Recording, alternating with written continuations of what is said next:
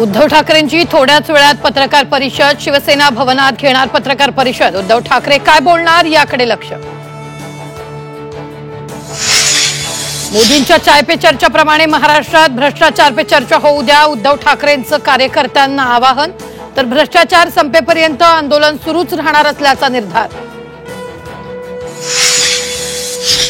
विरोधी पक्षाचे नेते नौटंकी करतायत, आमदार प्रवीण दरेकरांची टीका। विरोधी पक्षातील नेते निवडणूक आयोगाविरोधात संभ्रम निर्माण करत असल्याचाही आरोप।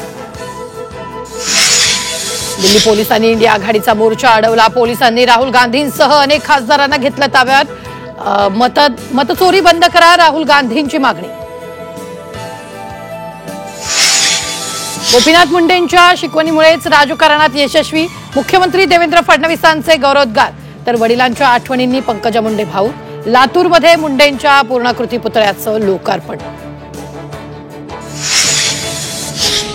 दादरमधील कबूतरखान्यावर नव्यानं ताडपत्री लावली। ताडपत्री हटवण्याचा प्रयत्न केल्यास थेट गुन्हा दाखल करणार, मुंबई महापालिकेचा इशारा।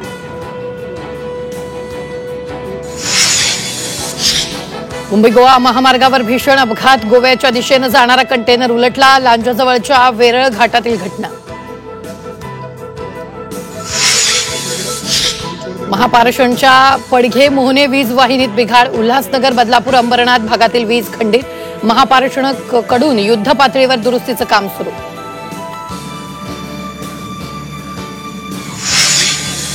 भांडूपच्या खिंडीपाडा परिसरामध्ये प्लास्टिकच्या गोडाऊनला भीषण आग, घटनास्थळी अग्निशमन दलाच्या गाड्या दाखल। आग विझवण्याचं काम सुरू।